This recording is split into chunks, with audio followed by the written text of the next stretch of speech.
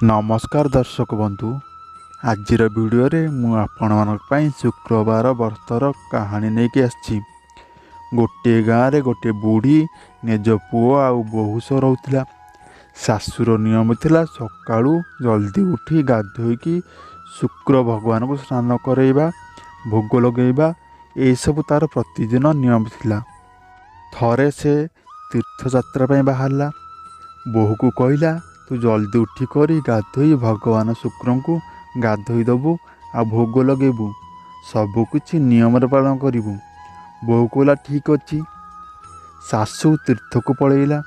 बोहू ना सकाळू उठे ना शुक्र भगवान काम समय करे, सबु काम डेरी रे उठी डेरी रे करे। गोटे दिन स्नान सारी आसवा समय शुक्र भगवान को मूर्ति हसिबारे लगिला।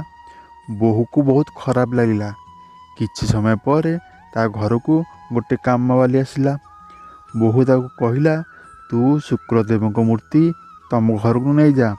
मते देखी से हसुछंती। काम वाली कहला, केमिति मु शुक्रदेव को आम घर को नहीं जीवी? आम घरे झील बोहू अछंती। जदि तमे कहब मो घर बाहर गोटे गात खोली सेठी शुक्रदेव को मूर्ति को पोती देवी। बोहू कहला ठीक अच्छी। काम वाली मूर्ति नहीं गला घर बाहर गात खोली पोती देला। जेबठू शुक्रदेव को मूर्ति गाତରେ पोताला सेबेठू तांकर खराब समय आरंभ हो गला। घर सब अन्न धन सबू सरीगला आ चोरी हो गला। पुओ कहला, सबू ठीक थिला, मो माँ जेबठू तीर्थ को गलानी सेबठू घर अवस्था। बोहू कहला, किछि धन तो चोरी हो गला, आउ किछि धन तो माँ नहीं गले, तो घर रहिबो कौन? जेतेबेले माँ घर को आसिला घर रे अवस्था देखि आश्चर्य हो गला। पुओ कहला, माँ तमे जेबठू गलणी सेबठू घर रे अवस्था, घर चोरी हो गला, गोटे अन्नर दाना भी आमको मिलानी।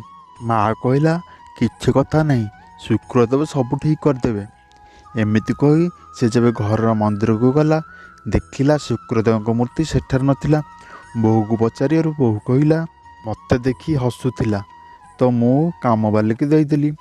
काम वाली की पचारियारू से कहला, तम बोहू कहबारू मु मूर्ति को तम घर बाहर पोती देली। सासू दौड़ी दौड़ी गला आउ मूर्ति बाहर करी घर को नहीं आसिला। मूर्ति को स्नान करदेला, तापर आस्थान रखी दिया गला। एमती प्रतिदिन बुढ़ी नियम पूजा कला। धीरे धीरे तांकर आग भली खुशी फेरी आसिला। बोहू को बड़ पश्चाताप है।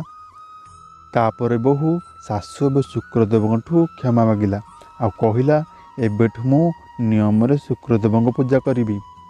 हे शुक्रदेव, ए कहानी देखुथिबा और भल पाउथबा लोकंको सह मंगल कर। मो चैनल को सब्सक्राइब करंतु, एमती भल भल कहानी शुणंतु। मन केबे शुणी नथिबे ता मोठु शुणिबे।